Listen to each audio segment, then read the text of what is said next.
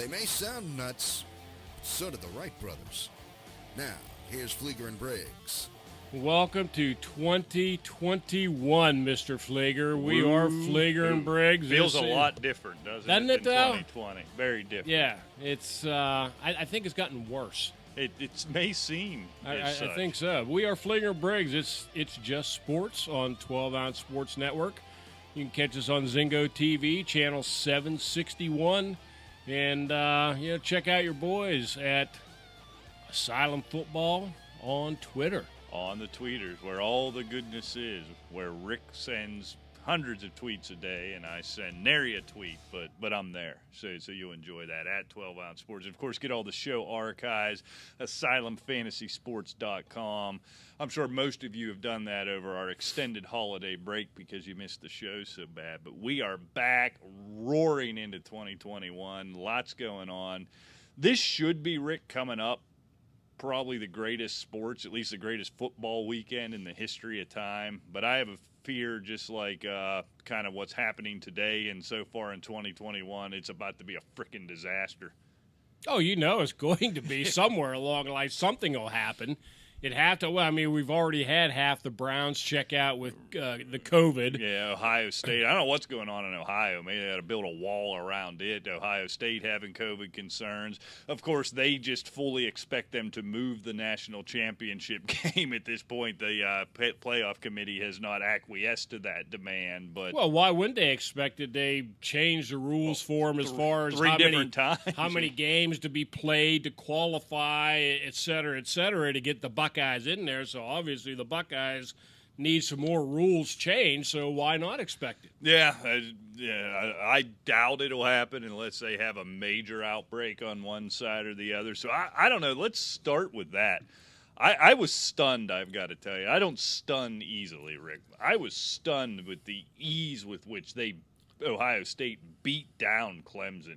I going into it, I didn't really have a sense of who Ohio State was. They played all of, 5 games? Right. Close games against Indiana and Northwestern, trucked every other divisional school they played. I had no sense of them, but just wow. Justin Fields, wow. That offense, it was unbelievable.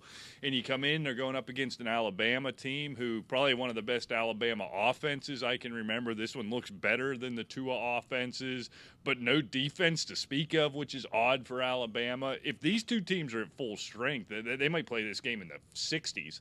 It's very possible. And you brought up the close games with Indiana and Northwestern, who's proven in their bowl games they're pretty good teams. Right, yeah. And, yeah, and Clemson seemed to be, they trucked Notre Dame in the game, in the ACC game, but then, Alabama did the exact same thing to them. So, we know Notre Dame's a paper tiger. They're the revenue makers. The only reason they're in it.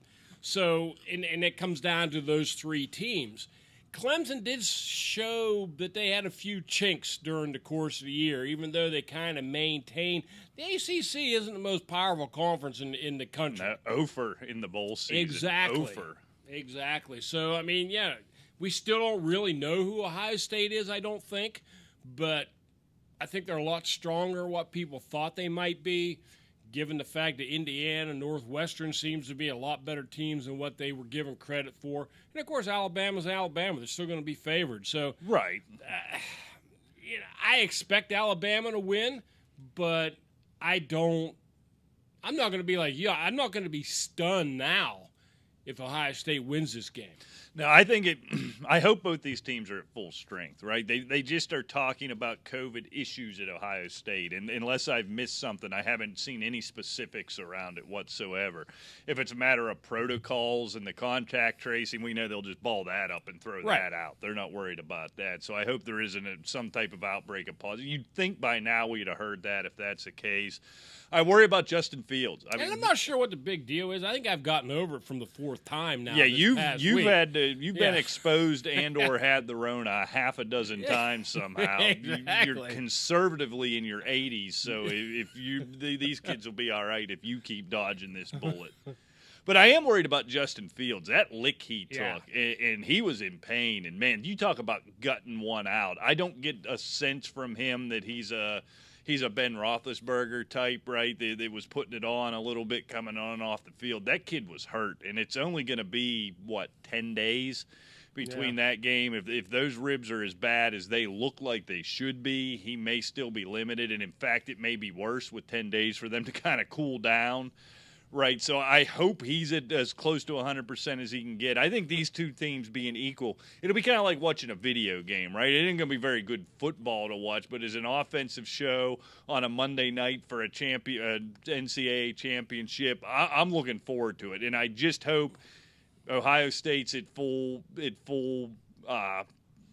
strength, full capacity, and Justin Fields is close enough to 100% that he can play the way he did against Clemson and he can compete. And to watch those two teams go up and down the field, I think it'll be great. Yeah, it should be a great one. I mean, it's setting up to be one of the better ones in the last few years, but yeah, time will tell. Watch half of Ohio State be out with corona, and he can't breathe because he's got 4 cracked ribs. Yeah, who knows? And it'll be a 62-14 boat race, and it'll just be god awful. All right, so a lot of things we can do. Do we want to do faux outrage over Doug Peterson benching Jalen Hurts? We can do that, right? Everybody else in the national media is doing it. So when I think national media, I think Flieger and Briggs. Well, so obviously, who wouldn't? I think everybody's on the edge of their seats waiting for our opinion on this. Well, I mean, we've gotten how many calls, emails, just scads. Yeah, at least 0. I mean, at least 0 we've gotten. Right, yeah. I mean, that's the minimum. Right, yeah. Exactly. So at least, right. It could be 100,000, but it's at least 0. It's more than that, I think. Could be more than that. It could Let's be. put it.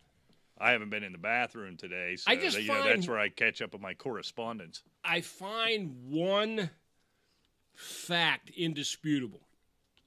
Irregardless of our opinion on this Doug Peterson thing, the team and the players right. Mm-hmm.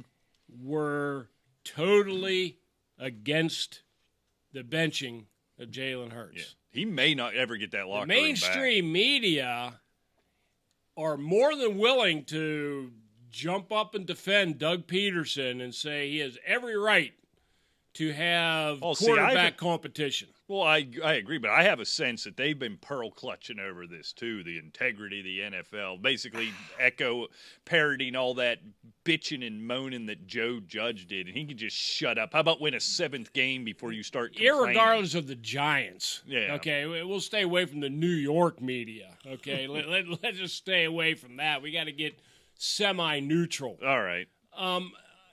But everybody, and I'll tell you another thing.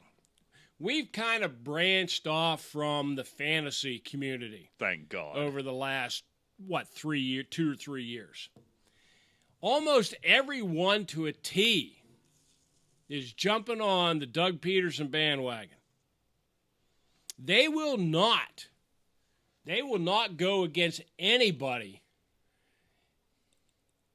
discrediting anybody, a personality in the NFL.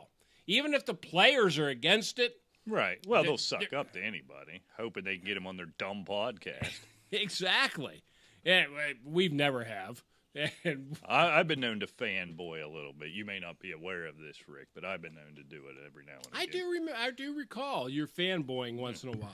I'm surprised to hear you say this, though. I had the sense, we'll let Dummy over here talk. I had the sense that everybody was lined up against Doug Peterson and off with his head. They were. That's what I thought. In Philadelphia. No. And in New York. I thought nationally. They were just getting crushed. Oh, read guys like Mike Clay. I mean, I'm talking about the all right, you're in the fantasy world. Right, that's what I'm saying. Yeah, but I don't care about that. That's what I'm saying. Chris Collinsworth gave him the 4th degree live on TV. Well, it's true, but very, here's the old air quotes, unpopular opinion. Yeah. I tend to think Chris Collingworth is one of the better guys in the media. I do. I never understand the griping about it. I don't either. And my opinion is if every fan base that watches his game watches a game he calls, hates him because he's biased against your team, that means he's doing a good job, right? Right. Pittsburgh, it is pervasive around. Oh, I can't listen to him. He hates the Steelers. Cowboy, he hates a Cowboy. He hates all 31 other teams other than the Bengals in the league. If he says anything against anybody. But I think that means he's doing a good job that everybody thinks he's against your team. Case in point, I just happened to see a article this morning, a brief little article online. I even forget what site it was. You know, the sports commentators' power rankings. I mean, my God, they have ratings for everything now. You know, and just to give some of the people out there, you know, Joe Buck was number 1. You know, see, everybody hates him too. So they say, right? But, you know, but my point is, you had Joe Buck, you had Tony Romo, et cetera, et cetera. Chris Collinsworth didn't make the top 10. And he's on freaking what? Monday Night Football or Sunday Night Football. Yeah. Maybe it's because he's a color guy. I don't know. No. Tony Romo is too. Yeah, I guess Tony's the color guy. And he was number 3. Yeah. So, yeah, I don't know. So we'll go along with that. I kind of disagree with him. The premise of it. What did you really need to wait till the second half of the last game of the year to see if this guy's any good or not? Right. I mean, you know, get real. To me, it doesn't matter. To me, they were 4-11-1. Yeah. It doesn't matter if you wanted to throw every third stringer in there. But see, that's the question that I have. If you wanted to see what this quarterback was like, why didn't you want to see what this right tackle was like? Or why didn't you want to see what this left guard was like? They only dress, I know the number's different this year, 53, 55. Did they raise the number they dressed? I can't remember. So you 53, can't really 56, do that. something like that. I mean, the problem he has, if I have a problem with it, it's this. He lost the locker room. You look at Kelsey, you look at the veterans who were angered by this. That's a problem, and that lingers. For everybody else not in that locker room, not in that organization, you can shut up. Sure. All right, look. Let's not pretend. The first thing that everybody forgets, he said during the week he was going to get Sudfeld some snaps. This wasn't new. We acted like that is not a surprise. I think it may be because Al Michaels and Collinsworth were apparently unaware of it and acted in at least feigned surprise. He said it midweek. It sounded stupid then. It was stupid, but he said it. I want to get Sudfeld some reps. He got first team reps in practice. This wasn't just something he did where he says, "All right, we're down in the fourth quarter. I want to lose this game for these 3 draft picks, so I'm going to pull." No, he planned this. It was stupid, but he planned it.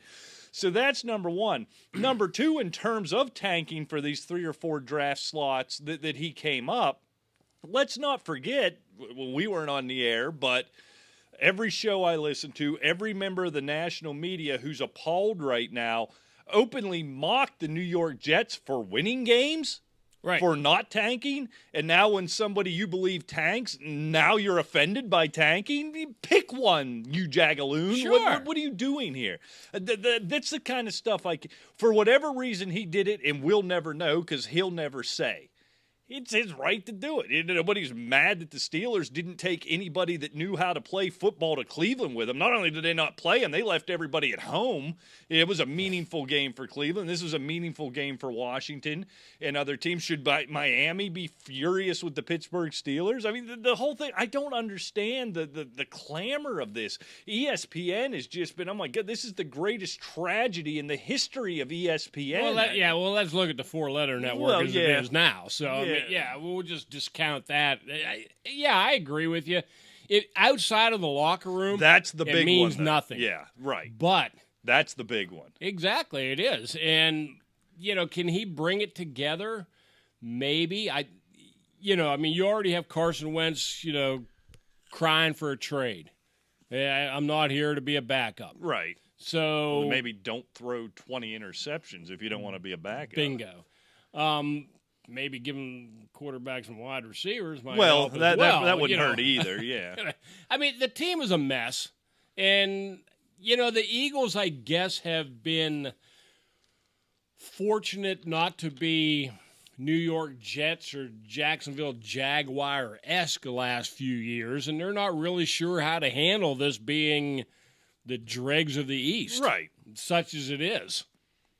And so, and Philadelphia, I mean, it's Philadelphia. So they're going to be mad no matter what happens. Yeah. Right? I mean, They could have won 56-0. Why didn't Nate Sedfeld get some reps? Yeah, we wanted to see what he was like going into next year. Yeah, if anyone listening has ever had the misfortune to either be in Philadelphia or just speak to someone from Philadelphia, they're angry no matter what. It's kind of their thing, and they're oddly proud of it, too, I've noticed. They do it well. Well, yeah, I mean, they're good at it. I'll give them that. Lots of practice. I mean, again, everybody goes to this, but these are people who attacked Santa Claus and booed him. I mean, it's just awful. Yeah, I mean, let's face it.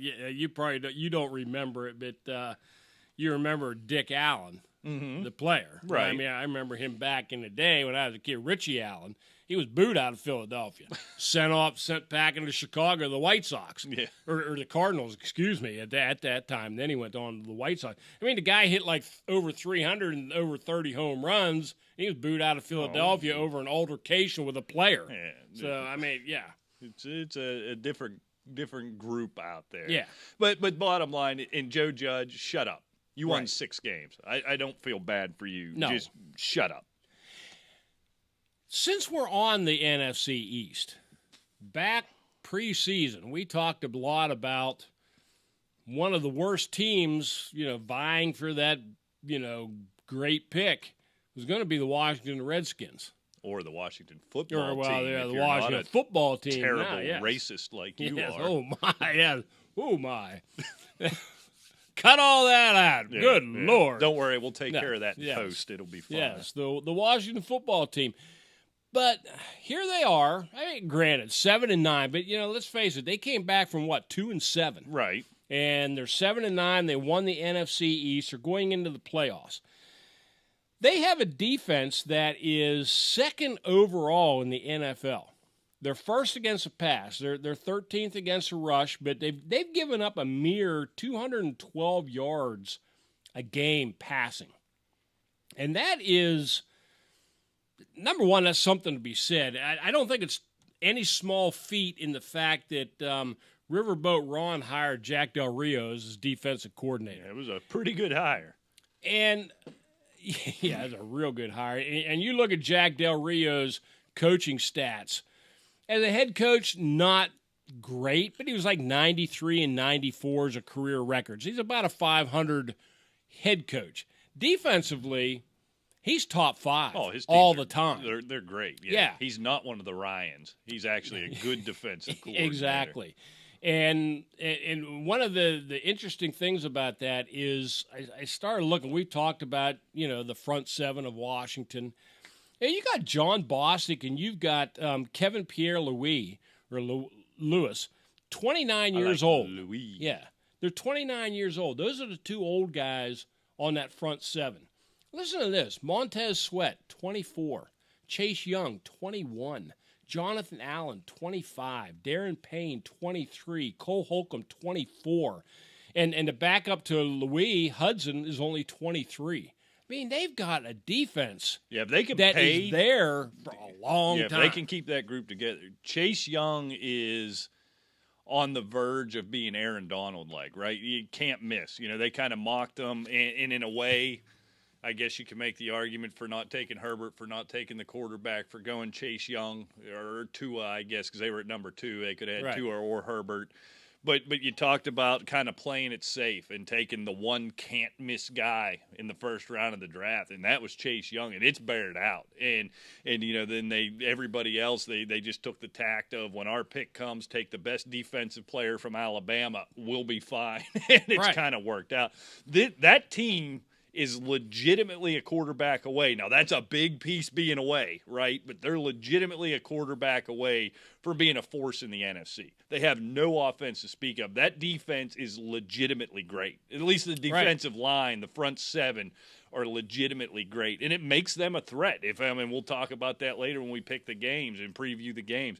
If I'm Tampa Bay, if I'm Tom Brady, I'm nervous because look, they're not going to score, but if they do, if they somehow score, they get a defensive score. Alex Smith, hits a couple of plays. You could be in trouble against what's essentially a bad team with a great defense. And not only that, you have a 43-year-old quarterback that could get hurt. These guys are physical, they're rough, they're tough, and they love to get after the quarterback. And he, especially in recent years, isn't going to take a hit. How many balls is he going to spike right into the ground? If they can make him do that 4 or 5 times, Washington's got a chance to win that game. But I don't want to get ahead of ourselves. No, exactly. I got to kill the last half an hour show with it. But you go back to they don't really have an offense. Quarterback is a big piece missing. And what is it with the Ohio State quarterback, Dwayne Haskins, out the door? But they're going to have to. Nervous about Justin Fields going into the pros. Yeah, really. They're going to have to fill that really quick. But you look, Gibson's young, McLaurin's young, and they still have some pieces on offense. Yeah. It only takes a quarterback and a couple of linemen. This could be a really good team for quite a few years. It's lining up that way. Dan Snyder might have finally backed his way into something. Right. So let's talk about Rick. Of course, Black Monday is come and gone. All the head coaching changes. I find it, rather than break them all down, I found myself wondering, I'm curious what you think, what the best jobs are, because there's some big names flying out there. Urban Meyer's name's being tossed around. Eric Bieniemy, all of these opening, they all want Eric Bieniemy. So he's going to have his pick of jobs. If you had your pick of a job, what do you think the best jobs are? We can rank them or just throw them out there. Frankly, with the cap space and the number of picks, Jacksonville's very intriguing. But the Chargers with Herbert, right? That's really nice too, because you've got so many offensive pieces. Get a little help on the offensive line and bolster a little bit of defense in the draft. They're not that far away. No, if you already have the quarterback, right, it's done. Because we think Trevor Lawrence is going to be great when he goes to Jacksonville. But we know Herbert's already he's already fine. There. I've seen a lot of can't-miss guys read, Jamarcus Russell, read Jeff Blake. These guys have been out there. Yeah, that you think. Yeah, I don't think Trevor Lawrence is that, but I didn't think that about these other guys at the time either. Look, the Jacksonville job should be the best job. You got the number 1 overall. You got Trevor Lawrence coming in. So you think you got the quarterback coming in. You got 13 picks this year. Right. You got $100 million in cap space. So you would – but with all of that, with that resume, that's the job you want. Less pressure there too, right? They're so used to losing. They're going to give you a couple of years to get this thing going. Where I slam the brakes with them is their owner, Khan. Is it right? What's his first name? Is it Khan? We'll just say Mr. Khan.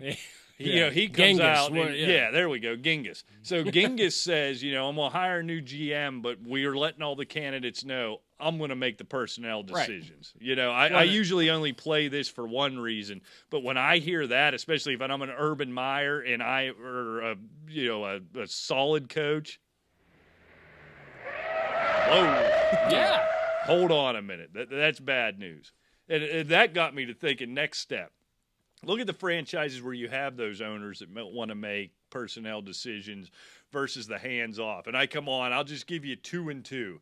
So give me Dallas and Washington versus Pittsburgh and New England, right? If you're not from those two areas or it wasn't for the whole rub and tug thing in New England, you wouldn't even know who the owners are in those cities. Right? Versus Jerry Jones trying to make decisions and Daniel Snyder trying to make decisions. They can't make the playoffs. They can't win football games. There's a reason we all know owners have to be billionaires. There's a reason these guys are billionaires, and it's not because they're football guys. There ain't no football guys who are billionaires, right? You're good in some other area, leads you to believe you're smarter than you are. You have the money to start treating it like a fantasy football team, and it don't work. So I could see a guy with the sway of Urban Meyer coming in there and saying, all right, I'll take this job. It's going to cost you $15 million a year, and you go sit over there and shut up. Yeah, but see, we've seen that actually attempted before. Right, you're with right. Tuna in Dallas. Yeah. Didn't work out. Jimmy Johnson already was at odds with Jerry Jones, right? Which is why he left. Bill Parcells come in, same thing. He needed control. Yeah, you got control. Oh, by the way, Marty Schottenheimer walks everybody into in Washington dumpster fire in Washington. He goes 8-8 and he's fired. So, yeah, I mean, you have an owner like that. Yeah, like you said, hit the brakes, man. Because I tell you what. And when you're hitting guys like you just brought up Urban Meyer or some of these other guys like, Jack Del Rio, some of these guys that have been coaches or maybe looking, it's like, oh, wait, man, I'll just stay a coordinator, man. Yeah. I don't need that. Yeah, I don't need that mess. I'm just going to get fired. It's going to cost them a coach if he doesn't back off. So that makes the Chargers obviously the best job. You've got the quarterback in play. How many games did they lose by one possession? Yeah, they still won 7. Yeah, I was thinking about Anthony Lynn, right? He's the first guy, probably somebody could write in and tell us, but he's the only guy that comes to mind in the last 10 or 15 years to me that was fired because he actually couldn't coach in a game, right? That was his downfall. He built a good team. It seemed like there was a good culture there. That's a good football team. He bungled up so many end-of-quarter, end-of-game situations, so many absurd play calls. Jason Garrett comes to mind. Similar, yeah. That's what cost him his job, his inability to game manage. Most of these times, these guys in these terrible places like Cleveland and Detroit and Jacksonville and these places, they come in. After 2 or 3 years, the organization is such a joke, they get fired. It's not. Half the time, it's not on these. We don't know if they're good coaches because what's around them can't put together a decent squad. Anthony Lynn was a real legit firing. He deserved it. I think he's a good football coach. I think he'd be a great coordinator. He isn't a head coach. He couldn't manage a game. That team's ready to win now. That team, save for Kansas City, they're ready to compete in the AFC. So now, if Herbert does it again, they're ready now. I'd love to see Eric Bieniemy there. You got an Eckler. You've got the young quarterback. You got the wide receivers. What an offensive mind like Bieniemy could do there, I hope that's where Bieniemy ends up. Yeah, throw a freaking Wade Phillips as a defensive coordinator or something like that in there, and tighten up the defense. Look, I mean, we brought Washington into the conversation before. Jack Del Rio had been fired for like 2 years from the Raiders. Called Rivera out of the blue and asked him, because he knew he was almost had that Washington job, if he needed any help. So he flew down to Florida where Jack Del Rio was, and they started talking defensive strategies, and Ron Rivera says, look, okay, let's see. He was a defensive coordinator. He used to be a head coach, blah, blah, blah. Yeah, that's pretty good. Then, by the way, he had a cancer diagnosis. Who kept the team rolling? Right. I mean, it's really nice to have somebody experienced in jobs like this. Some of these jobs that you're just talking about, Jacksonville or something, they're going to get a rookie guy in. They're not going to have, like, head coaches as coordinators, like former coaches, maybe not a lot of experience and so forth. And then they start drumming around in mediocrity for a few years. They'll fire him and bring in somebody else. Yeah, you go. We'll start it over again.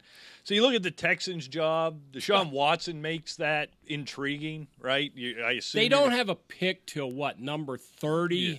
Or no, excuse me.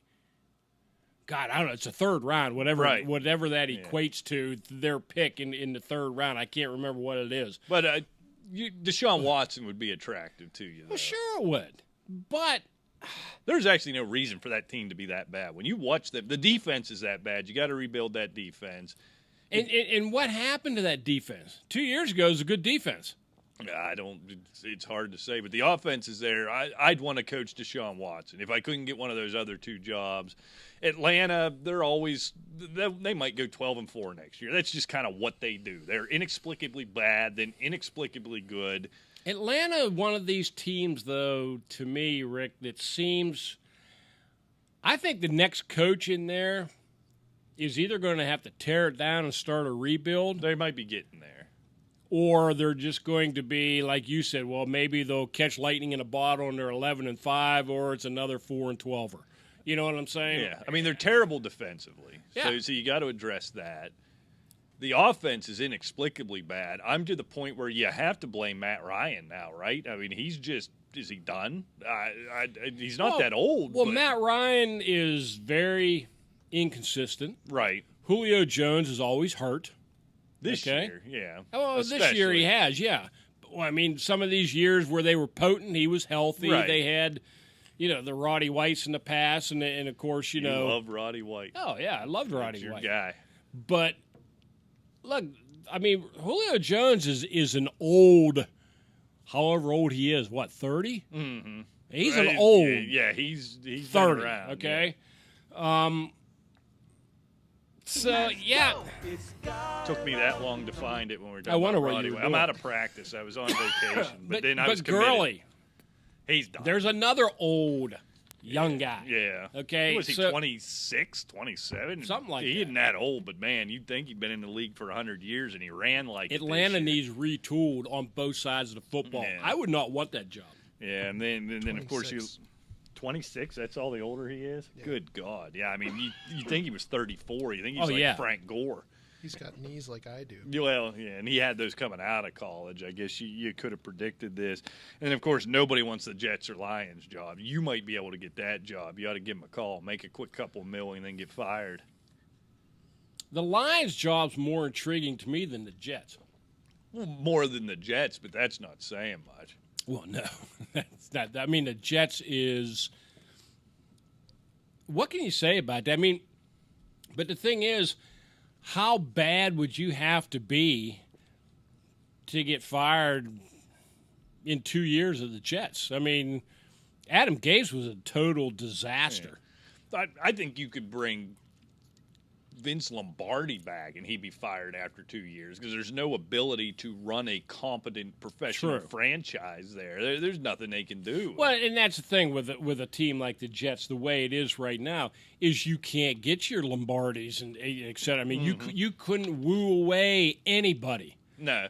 They know. did talk to Bieniemy today. I pray he doesn't go there. Oh, I hope not. I hope he pray goes to he one of these other. I hope he goes to a Jacksonville. Quite frankly, I look at Jacksonville with all those picks, with all the cap room. They have such young talent on the offense.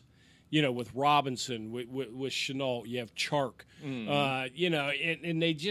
they have a lot of spark on that offense. I think he could do a world of good in Jacksonville. And like you said, they're patient. The Chargers is the job I want him to take. Oh, yeah, 'Cause that would that be- thing's ready made. That's what is it? Turnkey. What do they say in real estate? That thing's ready to go. They just need the right guy. I mean, they'd have been Right. a 10-win team this year with competent game management. What could they do with another year with Herbert? I hope he goes there. I do too. I don't know why I find myself rooting for Bieniemy. I got this soft spot for him. You know what it is? I think it's the Andy Reid effect, right? So he was this stud, professional running back, right? And now he's just this little short, fat guy. Looks kind of like Andy Reid. I like when that happens. He just let himself go, and he doesn't even try. I like that. Why not? Yeah, I mean, I hope he does go there, quite frankly. So, Well, do we pick games? Or you got some story about 1842? does our Do we producer have anything? Yeah, do you have anything? Could you produce something? Pardon me. I do have a couple other things, non-football related, All but right, let's do that. I guess you don't have anything. no, I mean, I'm not going to interrupt. As I'm getting ready, No, go for it. Go for it. No. No, you Age. just took a swill of beer. I'm coughing a little bit, so you go ahead. Why don't you talk? Age before beauty. For the first time ever.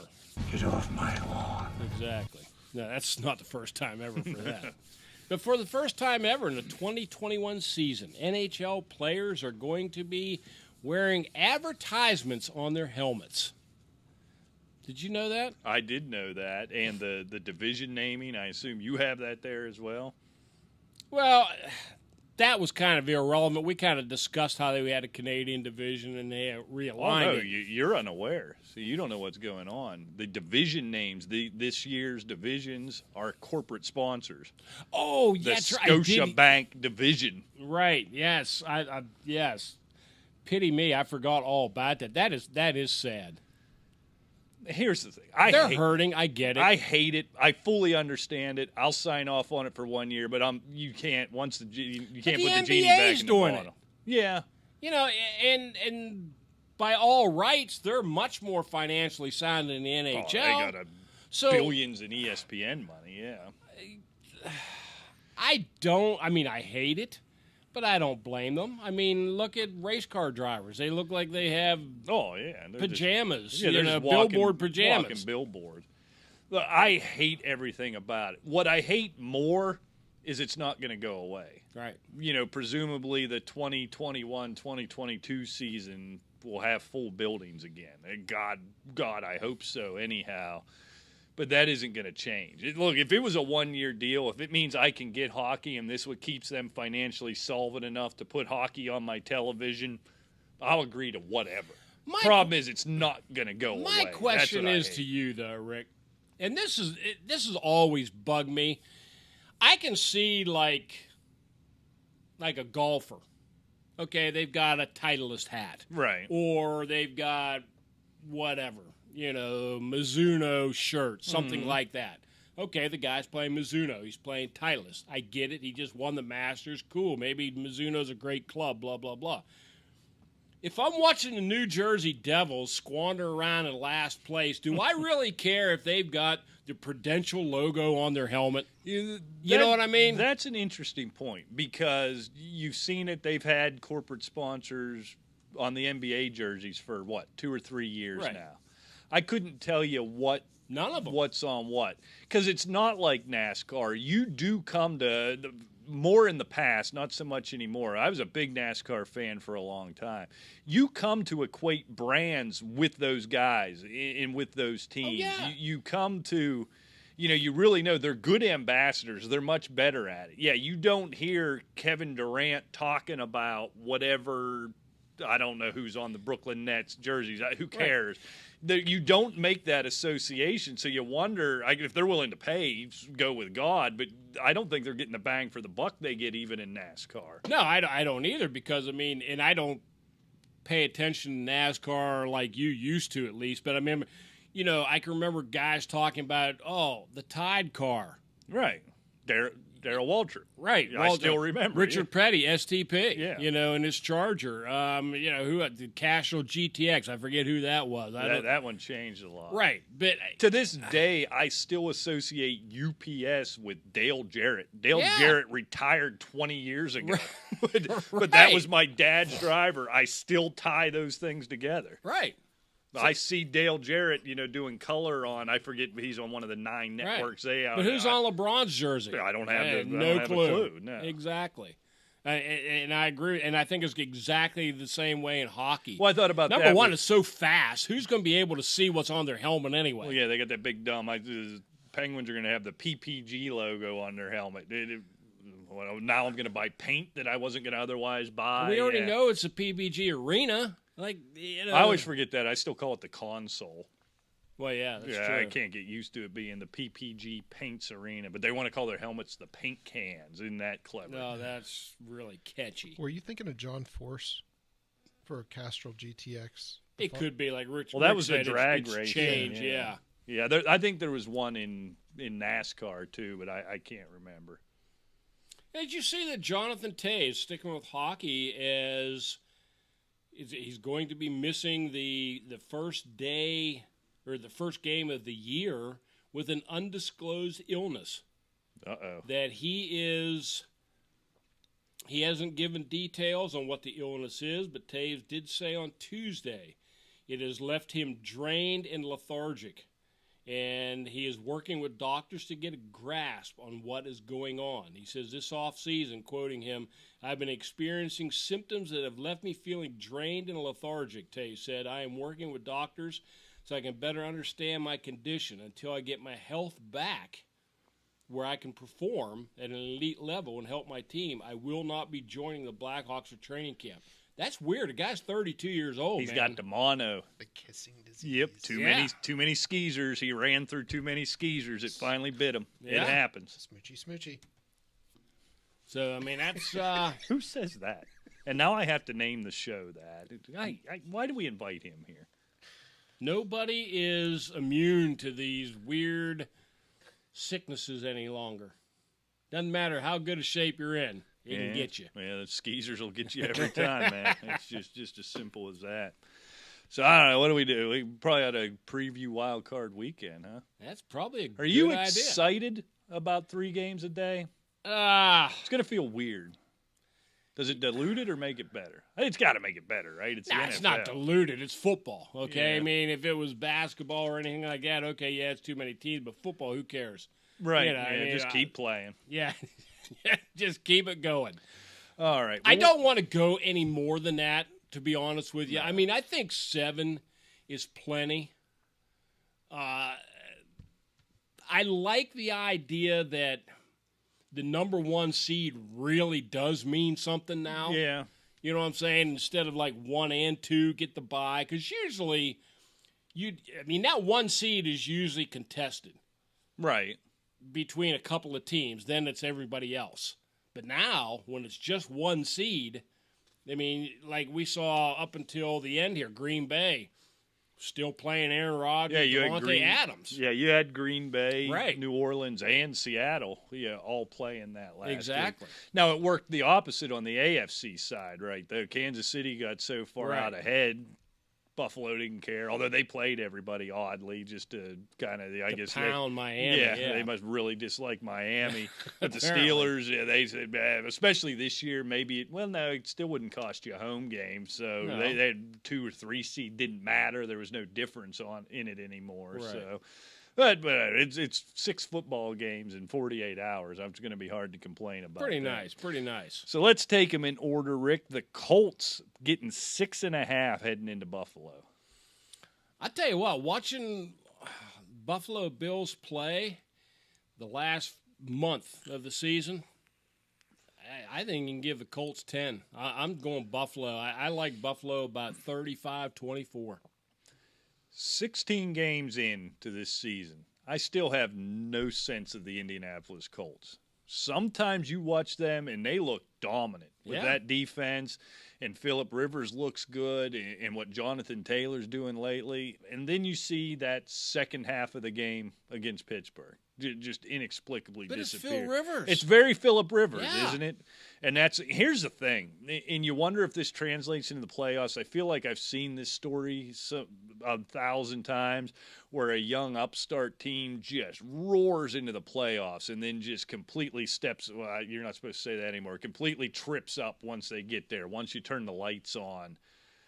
I get that sense because I'll tell you what. For the last month, Buffalo's look like the best team in the NFL. I'm going to choose to believe my eyes, to your point, and believe Buffalo's just that good. I think they win and cover here. Yeah, I got it 11. I got it 31-20.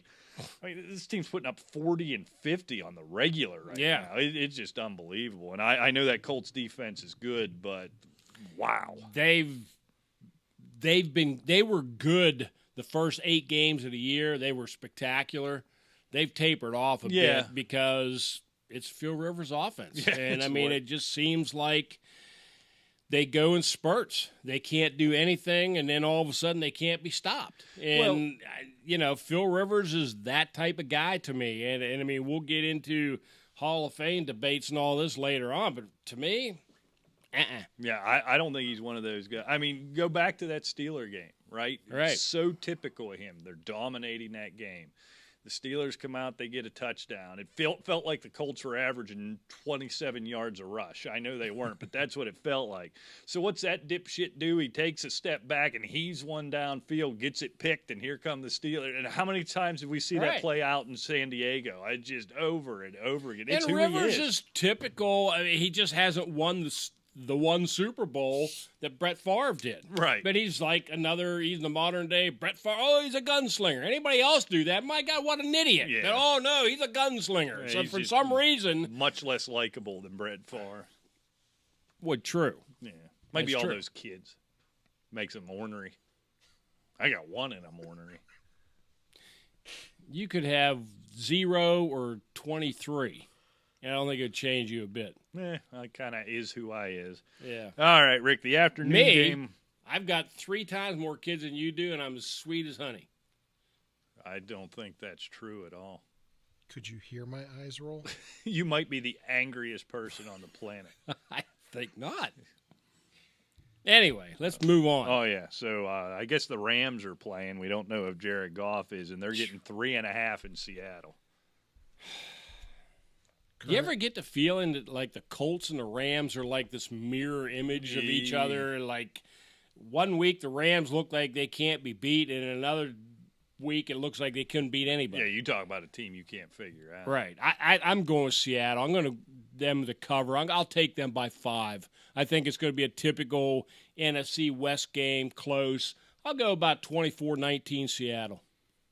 24-19. All right, so you have the Seahawks covering. Were you going to say something back there?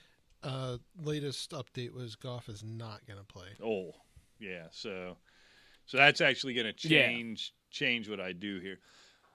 You do another team that's just like what we've been describing, though, is the Seattle Seahawks. Yeah. There's some games and Wilson gets rolling and the offense gets going and the defense is better now. But games where they look like they might be the best team in the league, that they'd be the one team who could compete with Kansas City. And then they go on these stretches where it is just unwatchable. It's just terrible. And you don't know what but you're this is a 12-4 football team. Right. Yeah. Right. Yeah, but a team that can roll up 41 on a good defense and then score 13 the next week, right. It's the craziest thing. If Goff's not going to play, whoever that accountant is or whatever I don't remember his name, and I choose not to learn his name. Wolford. Well, I guess now I know. Thanks a lot. Bring back Vince Ferragamo. Yeah, something, anything. Yeah, I actually had the Seahawks winning, obviously, but I had this as a field goal game. Not anymore, not without Goff. I think I'll take and we saw the Rams couldn't move the ball on Arizona. Are they going to move the ball on Seattle with this clown show? So we'll call it 23-13 then. I got the Seahawks winning and covering. And the night game, I think this one's going to be interesting despite the records. The Bucs laying 8 on the road in Washington. We covered in detail the Washington football team. That's better. Get woke, pal. Yeah, I'm woke, all right. Get ready to fall back asleep. But I tell you what, that defense is going to give, I think, Brady some trouble because they're going to get after him. That's going to be priority 1 with them. Get after the old man and make him nervous. Get around his feet. And they can do it. I still think Tampa's a better football team. Look, Washington was 7-9. They wouldn't be there in any other division. So let's not get, too gushy. I'm going Tampa Bay 27, Washington 16. I was so tempted to take Washington here.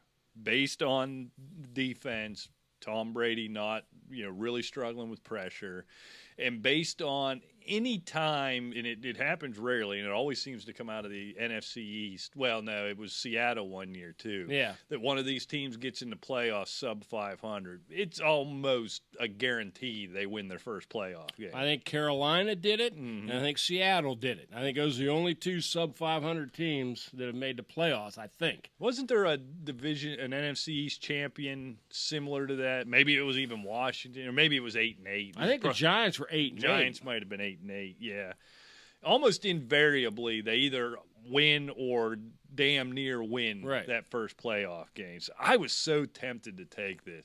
If it wasn't Tom Brady on the other side, I just can't see Tom Brady letting this one get away against that team in this situation. It really is, when you look at it, it's strength versus strength. It's the Bucs offense versus Washington's defense, that front 7.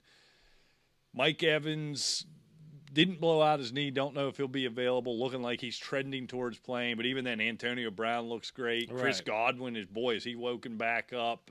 What the weapons they have on offense. I think we're going to see Tom Brady spike the ball into the ground about a dozen times this game. I just don't. With no offense to speak of in Washington, I don't have the guts to do it. I'll take the Bucs to win and cover here. I'm right with you. 27-17 is what I had. If Washington had any offense whatsoever, I'd have pulled the trigger on that. And let's face facts, Rick. I mean, I don't like to sound get off my lawn-ish on certain things. Most of the times I do. That's a damn lie.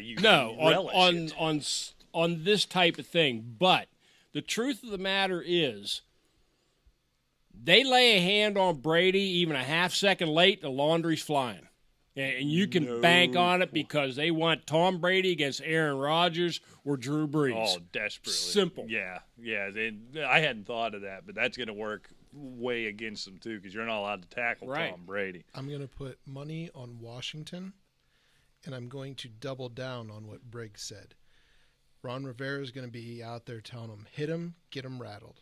Take a couple flags, Brady will be done. Yeah, I'd bring some backup in and just hit him in the thighs. That I don't may want to hit not- him in the knees. I don't want to knock him out. I'm not going to say that you're wrong because Rivera and Del Rio are certainly savvy enough to say, yeah, we'll take a few flags. Yeah. You just get him so antsy that he doesn't know what to do with himself. And I don't think that they're going to be able to run all that effectively against Washington. No. Put 5 on the line and rush 4 of them. Hard. Yeah. I like it. If you get beat over the top, you get beat over the top. Right. You heard it here on It's Just Sports from Alejandro, the new Jack Del Rio of the studio. When, boy? When? Are you going to get your act together? I think he has. It sounds that way. All right, Sunday, the 1 o'clock game. Ravens only laying 3 on the road in Tennessee. This is, well, I tell you what, this is a tough game. This is one of the toughest games. This game I think. is right up your alley. It is going to look like a game from 1936. We may not see any forward passes. Baltimore had whatever, I can't remember the exact figure, but it was like over 3,000 yards rushing, 4th all time for a season as a team. Tennessee, I don't know what theirs are, but they're not far behind, but they do pass the football as well. They're number 1 and number 2 on the year. There you go. I mean, and just like you said, this is going to be Green Bay Packers power sweeps and Walt Garrison up the middle for matriculating the ball down the field. Matriculated down the field, baby. Let's go. I don't know. A lot of people are almost handing this one to Baltimore. I'm going to go with a slight upset. I'm going Tennessee 24, Baltimore 23.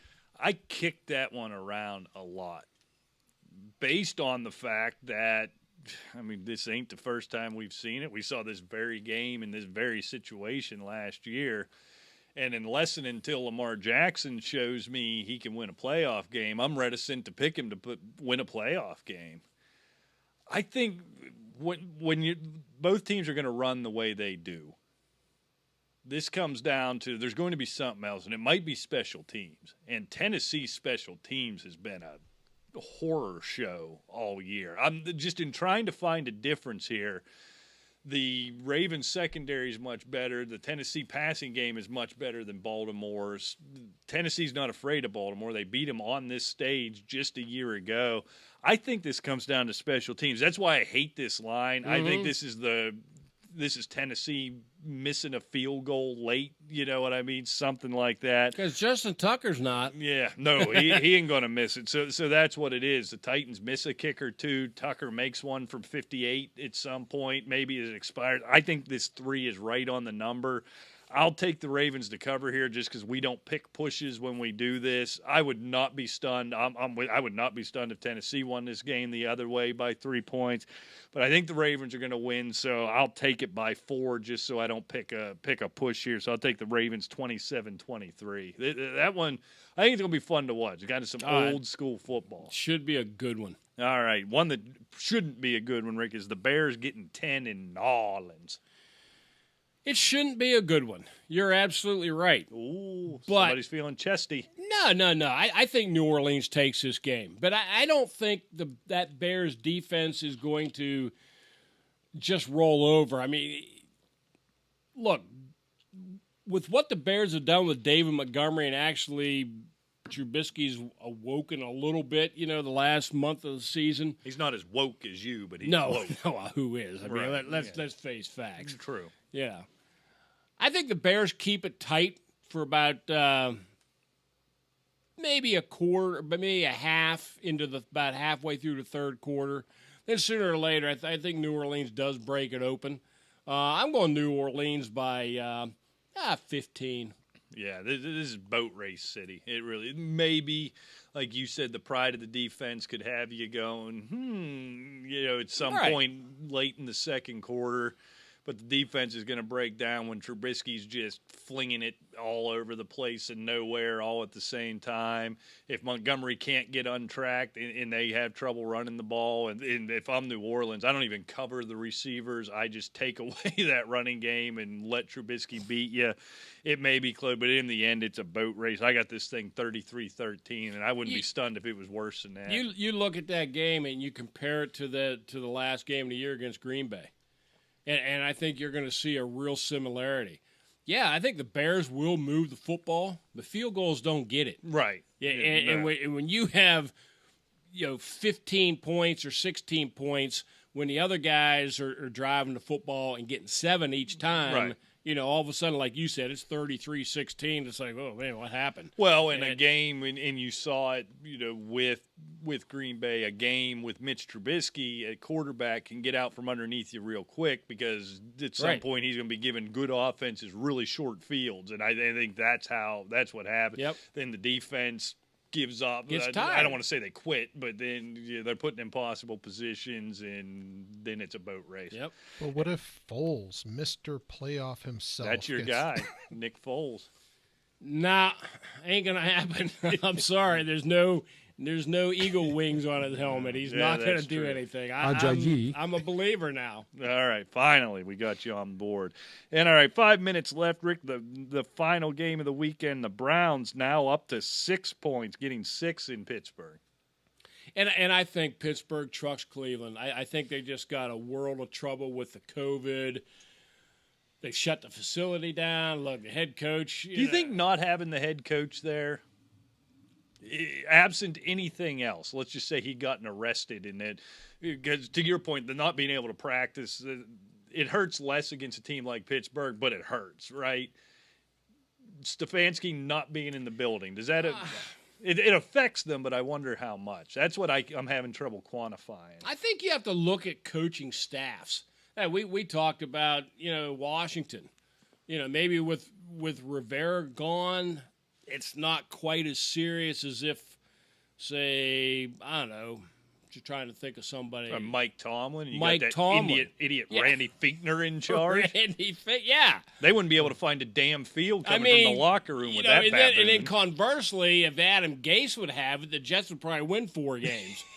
But, from the Browns' perspective, there's not a lot of – and it's the special teams guy. I can't even remember his name, who got in trouble for homophobic tweets or whatever. I didn't know that, so he's back not woke like in either. 11 or 14 or something like that. So he's not – Well, that's a big difference. I think in 11 you could say homophobic things, but by 14 it was done. but he was talking about putting them on an island and nuking them and all this kind of stuff. No, you could never say that. That Just doesn't fly anytime. I hereby retract that statement. Exactly. The comments made by Mr. Fleeker do not express the... I guess my point is it ain't Jack Del Rio taking over. No. Okay? No.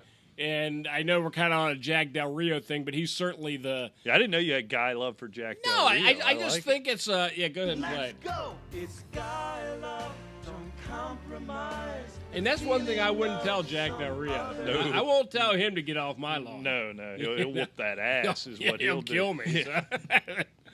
I think Pittsburgh trucks him, quite frankly. I think they're a 2-touchdown winner. Yeah, I think Cleveland's close, right? They turned the corner this year, but usually you got to have a bad playoff loss as part of turning that corner. Yeah, they're not intimidated by them. I don't put much stock in the Steelers keeping that game close, even without all their starters. I really don't. Cleveland was tight, you know what I mean? It was everything to them. All the pressure was on them. It clearly meant nothing to Pittsburgh. That tends to happen. Pittsburgh's just a better team. They've been there. They've done that. And then you add in this mess of not being in your facility all week. And let's be honest. And Pittsburgh's getting some defensive guys back. Yeah. Spillane and a couple others as well. That makes a big difference. Helps them against the run. Right. I just think they're not quite there yet. And missing these practices. And let's make no mistake, that hasn't been just been this week. It's been about 3 straight weeks with the Browns dealing with this and losing a lot of time. I think next year we're talking about this team as a contender for the AFC Championship game, probably the favorite for that division. And next they year. made the playoffs the first time in 2002. They're having a party. Well, that's the other thing. I mean, have they won already in their mind? So for all that, I'll take the experience of Mike Tomlin and Ben Roethlisberger in this situation. So I'll take the Steelers. But you know what? 6 is a lot. I'm going to take the Steelers here. 27-20. I'll bump that down. I'd actually predicted a push somehow. I don't know how I did that. So I'll tell you 27-20. I don't think the Steelers boat race them. I actually 10 seconds. 10 seconds. All right. Well, we're going to get out of here then. Thanks so much for joining us. We'll be back next week, same time, same channel. Check us out at 120Z Sports 12.